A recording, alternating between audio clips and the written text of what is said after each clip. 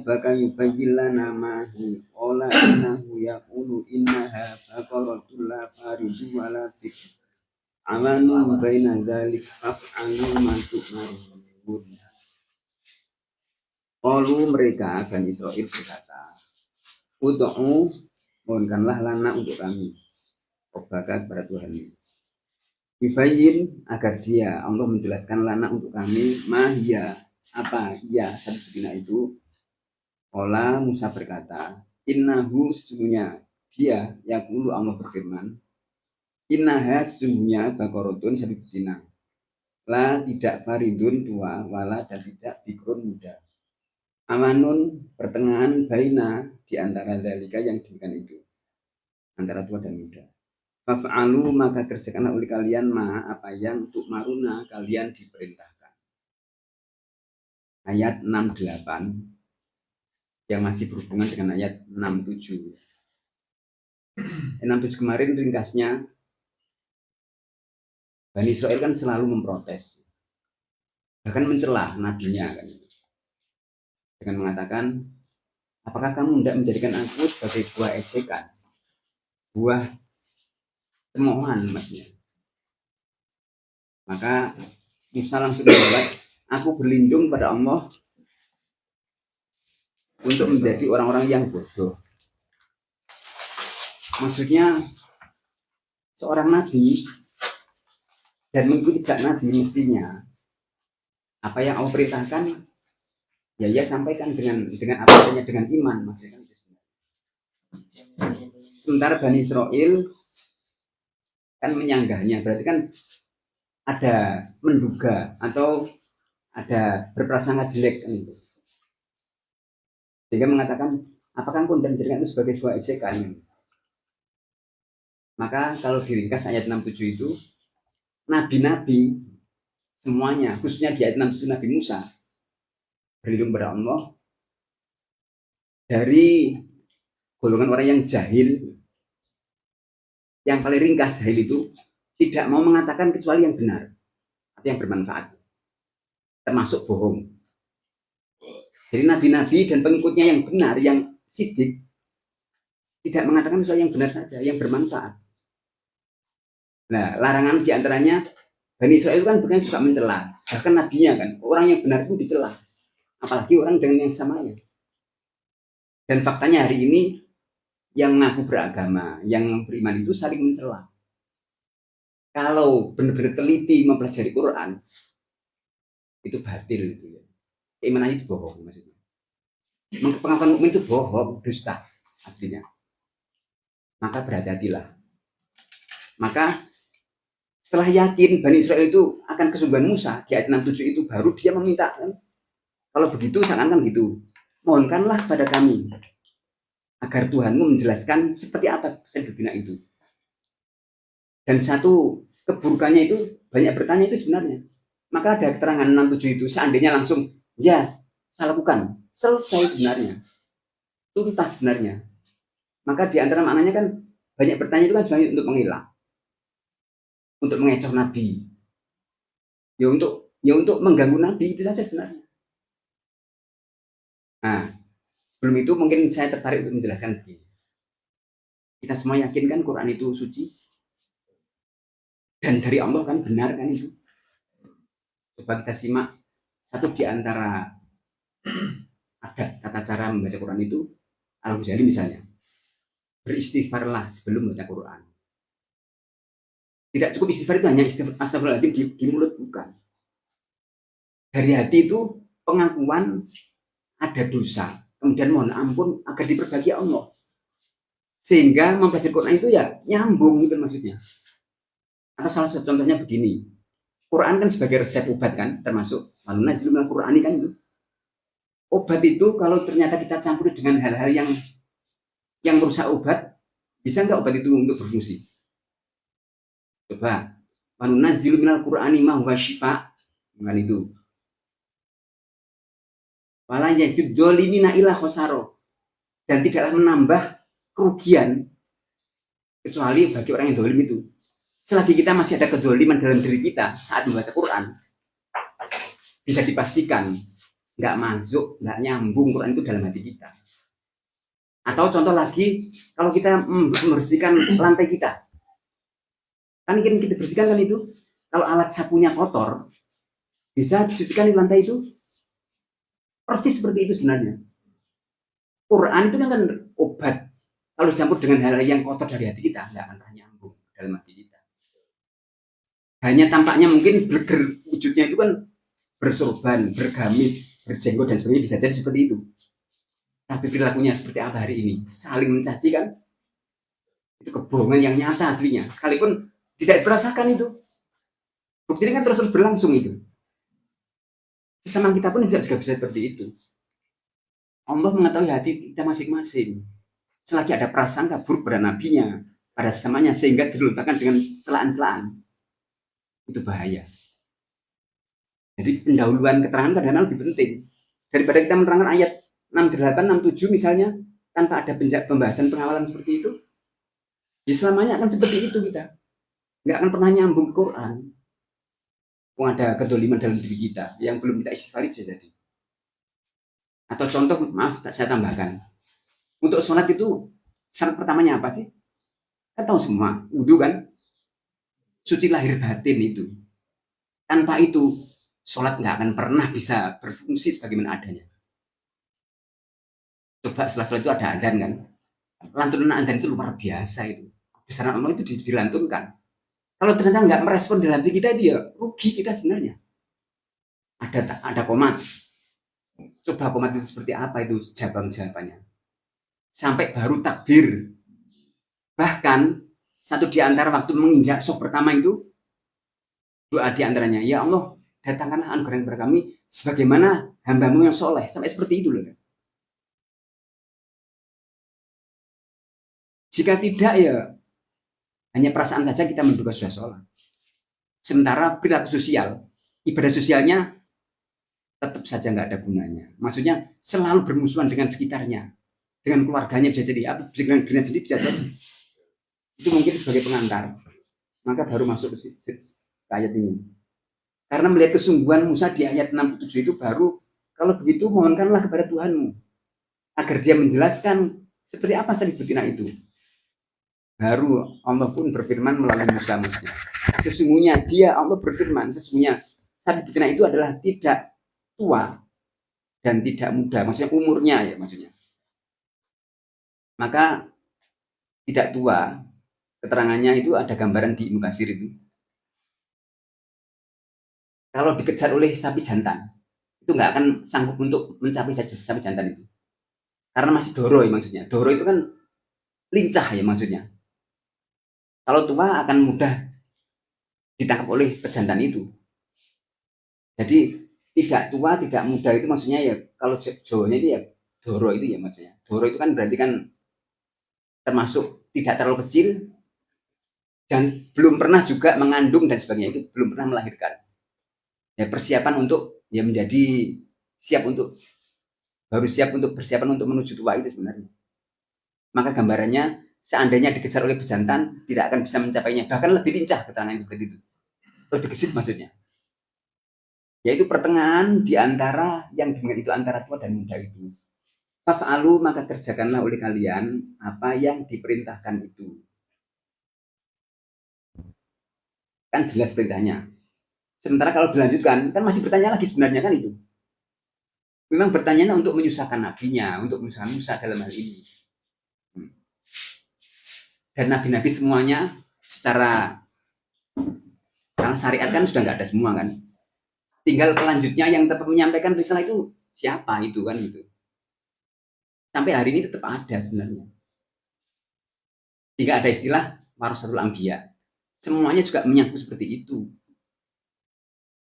Atau karena ini Al-Quran, coba kita lihat di ayat itu dulu. Katakanlah ayat At-Takwir ya, coba At-Takwir dulu. At-Takwir ayat dari ayat 19 dulu. At-Takwir coba. Ada apa di situ?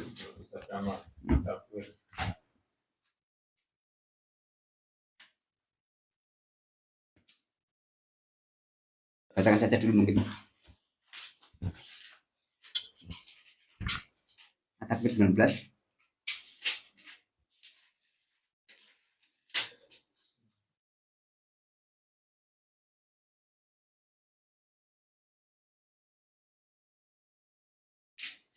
Bisa lah.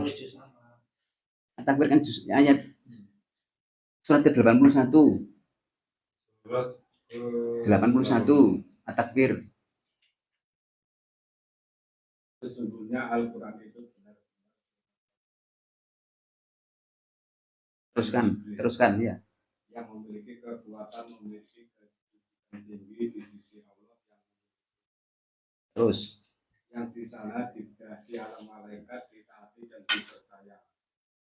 Terus Dan temanmu Muhammad itu bukanlah orang gila. Cukup dulu. Ini Muhammad dan umatnya ya, dan sahabat-sahabatnya, dan orang yang bertemu Muhammad kan itu. Sementara tadi itu kan Musa dengan pengikutnya, dengan orang-orang yang mendampinginya kan. Di Muhammad kan dianggap seperti itu. Saat Muhammad menyampaikan Quran kan seakan-akan. Seandainya kita misalnya bertemu Muhammad saat itu kira-kira ya langsung percaya apa enggak kira-kira ya. Sementara mayoritas kan orang-orang yang memusuhi Muhammad. Belum tentu bisa juga langsung percaya loh. Hari ini pun misalnya kita kan percaya, tapi perilaku kita persis enggak sebagaimana Quran tadi itu. Kan banyak pembaca Quran ya seperti apa perilakunya. Maaf saja. Pengalaman saya diminta ngurus Quran kemarin itu besar sekali. Sampai saya mengatakan, jadi orang baik itu tidak harus ngurus pesantren. Untuk jadi orang baik tidak harus mengajar Quran. Kalau ternyata bertentangan dengan Quran, sampai begitu. Maaf benar nih. Perlu tak katakan dengan terang-terangan di depan teman-teman semuanya. Kalau seperti itu terus, bohong sebenarnya itu. Maka kita harus banyak beristighfar, betul beristighfar. Agar benar-benar ya terjadi perubahan dari diri kita masing-masing.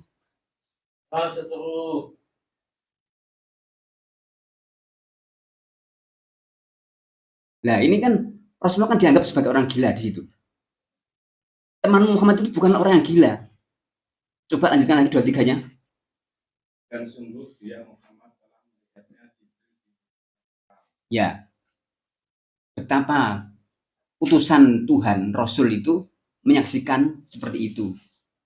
Di ayat Al-Baqarah 8 berapa itu, sampai hari ini Jibril pun masih tetap menurunkan Al-Quran dan hati-hati tiap orang mukmin yang Allah kehendaki. Jangan dikira sudah berhenti Jibril itu, sampai hari ini itu masih menurunkan. Contoh pemahamannya, ayat tertentu itu dalam hati seorang itu respon, merasa terharu, merasa berhenti ya, seakan nggak mau berpindah. Sahabat kan seperti itu. Saat membaca Quran tertentu ya, seakan ingin mengulang karena memang terikat di situ seakan-akan. Ayat yang mana yang pernah menggores hati kita kira-kira? Sampai hari ini yang telah kita baca berulang-ulang itu. Sehingga kita betul-betul air yang betul-betul membasahi, membersihkan hati itu ya air mata sebenarnya. Seringkah kita saat membaca Quran itu sudah ada air mata kira-kira? Jika tidak, nggak tahu akan seperti apa. Maka kemarin kan saya katakan itu. Saat Musa meminta, tunjukkanlah dirimu ya Allah. Maka Allah kan menjawabnya kan, lihatlah itu gunung kan. Jika ada gunung bertahan, maka kamu lihat. Jika hancur, di antara maknanya kan hancurnya kesombongan dalam diri kita itu. Sampai hari ini Tursina itu masih utuh, gak hancur loh ya. Kalau nggak percaya dicek ke sana, datang ke sana. Masih utuh gunungnya itu. Itulah perlambang. Itulah Quran itu kan banyak perumpamaan permisalan. Berkali-kali permisalan itu. Bahkan hampir berapa persen itu permisalan semua. Betapa ayat setelah 7 sampai 20 Al-Baqarah itu kan permisalan semua itu. Enggak letterlock diartikan seperti itu. Berlapis-lapis. Dan Allah akan menyingkap itu dengan hati yang dibersihkan itu dengan istighfar dan menangis itu diantaranya. Maka ayat berikutnya itu tolong bacakan 24 ya. Dan dia Muhammad bukanlah seorang yang kikir dan untuk menerangkan yang lain. Sekalipun mau dicaci oleh semua orang kan, gila Muhammad itu. Kok menerangkan yang model-model kan gitu tuh. Maka saya katakan, kadang-kadang keterangan tentang ini nggak ditemukan dalam tertulis, nggak akan ditemukan tafsir seperti itu. Maka Muhammad kan nggak takut, tetap dikatakan apa adanya. Seakan banyak nggak masuk akal. Sehingga kenyataannya kan seperti itu. Tapi ada beberapa orang yang sahabat itu kan tetap mengimani. Karena hatinya sudah dibuka Allah. Maksudnya ada keterangan cahaya yang terang benderang di hati para sahabat yang mengakui Muhammad saat itu. Padahal mayoritas kan memusuhi Muhammad. Ayat berikutnya. Dan Al-Quran itu bukanlah perkataan setan yang Apa dikiranya untuk mantra-mantra, untuk apa bermacam-macam untuk kejahatan kan itu kesannya. Sampai misalnya Salman Rushdie kan membuat ayat setan kan. Orang-orang yang mendoktrin atau memvonis Quran itu ayat teroris kan akhirnya. Ya karena memang hatinya kan nggak nyambung ke situ. Ditelan mentah-mentah seperti itu akhirnya Quran itu sukanya berperang saja. Quran itu sukanya bermusuhan. Dan sebagian teman kita, kenapa kalau ada berbeda selalu memvonis jelek? Itu bagian dari keimanan yang lemah sebenarnya. Bahkan mungkin itu cacat sekali iman seperti itu. Buktinya kemarin kan sempat diterangkan yang kemarin kan hanya beberapa orang yang datang ya. Kisah Musa dan Khidir itu kan juga Bani Israel. Jika Musa itu saat melihat Khidir yang selalu berseberangan dengan syariat, tapi hubungannya kan tetap baik-baik saja. Tidak langsung mencesak, kamu sesat, kamu bid'ah dan seterusnya, enggak kan itu. Setelah diterangkan ya tetap berpisah dengan baik-baik saja. Orang iman itu seperti itu, dengan perbedaan apapun itu dalam keadaan toleransi. Dan keadaan kasih sayang sebenarnya. Maka ayat yang sebenarnya ayat 67 itu kalau melihat As-Sa'di ya, para nabi dan pengikutnya itu sangat bersyukur pada Allah, akhirnya hati-hati sekali selalu melakukan kebaikan dan kemanfaatan. Dan para hambanya, para pengikutnya itu kasih sayang dengan semua manusia, orang beriman itu. Makanya ada ayat rahmatal lil alamin kan itu. Baru berbeda dengan sesama muslim saja kayak gitu permusuhannya. Itu tuh di mana itu? Itu bagi orang yang tajam hatinya itu kebohongan, asli bohong itu. Iman betul itu kan al-iman berarti kan rasa aman, kedamaian, tentram. Ini kan sebagaimana sholat kan ditebarkan salam kanan kiri seperti itu. Coba ayat berikutnya. Maka kemanakah kamu akan? Maksudnya itu sebenarnya gini ayat itu terangannya. Setelah Al-Quran disampaikan kepada para rasul, sampai hari Al-Quran dibacakan, kamu pilih yang mana? Pilih mengikuti Quran atau enggak? Kemana kamu pergi memilih petunjuk? Bahkan orang yang sedang menghadapi Quran saja kadang-kadang petunjuknya nggak tahu tersampaikan apa enggak itu. Maksudnya dilakukan apa enggak itu. Maka ayat pertama Al-Baqarah ya. Alif Lam Mim, dzalikal kitabul la raiba fih. Tidak ada keraguan Quran itu juga. Kita pun nggak ragu dengan mengamalkan Quran mestinya. Kalau kita ternyata belum terbukti aplikasi akhlak Quran, berarti kan bohong. Berarti kan masih ragu dengan Quran kita. Gak yakin betul dengan Quran aslinya. Imannya masih tanda tanya besar aslinya. Makanya setelah al-alaq itu kan al-qalam. Al-alaq itu betul-betul bersih dari segala kesombongan nih. Yang kalau kita kan togo itu betul terkupas habis. Sehingga akhirnya malam ya alam kan itu. Allah mengajarkan apa yang tidak kamu ketahui. Yang tidak tertulis pun tidak Allah ajarkan. Ada sebuah hadis diantaranya. Terjemahnya begini. Jika seseorang itu mengamalkan ilmu yang dia ketahui, Allah mengajarkan ilmu yang tidak diketahui. Gara-gara kita tidak selalu mengamalkan yang sudah kita ketahui, ya seperti ini adanya. Isinya ya selalu debat, bersengketa, berselisih. Ya nggak tahu, kalau memang senang seperti itu ya silakan. Ayat berikutnya. Al-Quran itu tidak lain adalah peringatan bagi seluruh alam. Bukan untuk hanya orang muslim atau mukmin saja. Untuk seluruh alam aslinya. Maka betapa orang-orang yang musuh Islam itu akhirnya kan tersentuh juga kalau Allah buka. Kan itu. Jangan dikira orang yang kadang-kadang non-muslim itu nggak paham Quran. Banyak orang yang kasih banyak yang paham Quran. Tapi perilakunya seperti itu. Apa bedanya dengan orang yang mengaku muslim tapi juga perilakunya tidak ada banyak dengan orientalis. Berikutnya ayat itu. Yaitu bagi siapa di antara kamu yang menghendaki yang lurus. Terus? Dan kamu tidak dapat menghendaki jalan itu kecuali apabila dikehendaki Allah. ayat 28 itu niat bersih maksudnya. Bagi siapa yang di antara kamu yang menghendaki menempuh jalan yang lurus, kalau tidak ada niat tulus untuk berlaku pada petunjuk Allah, maka Allah nggak akan menghendaki seperti itu. Dan kamu tidak akan bisa berkehendak kecuali dengan izin Allah. Atas kehendak Allah. Bagaimana seorang itu akan dikabulkan Allah? Itu kan jelas itu di Al-Fatihah. Setelah ia kan membersihkan tauhid, baru minta tolong, baru ihdinas shiratal mustaqim, baru siratal ladzina an'amta kan itu. Baru dikasih nikmat dari Allah, bukan yang dimurkai dan bukan yang sesat. Terakhir tak penutup ini aja. Selama ini kita sudah nggak tahu berapa tahun. Yang paling menggores terasa berhadapan dengan Allah ayat mana kira-kira? Atau bagian mananya sholat itu? Sehingga benar-benar Allah mengatakan, ya, kami berkahi dan kami rahmati. Itu ada di sholat itu, kalau teliti. Pak Warno biasanya kan kemarin kan mengaku katanya belum bisa sholat. Apa yang dirasakan? Bagian-bagian sholat itu yang seakan-akan Allah betul-betul mengatakan, ya, aku rahmati, aku berkahi. Sampai seperti itu. Bagian mananya itu? Dari takbir sampai salam itu. Itu kan di tasawuf akhir itu, tasawuf dan akhir itu. At-tahiyatul muhammadiyah itu segala keberkahan, kemuliaan, kebahagiaan dan kebaikan itu hanya bagi Allah. Artinya seorang hamba itu sudah mengakui betul seluruh kebaikan itu dari Allah, baru Allah menjawabkan itu. Assalamualaikum ayuhan nabiyyu. Nah, berarti kan memang itu redaksinya Rasulullah aslinya. Tapi setiap kita kan mengatakan itu. Bagimulah, wahai Nabi. Baru menjawab Assalamualaikum warahmatullahi wabarakatuh kan itu.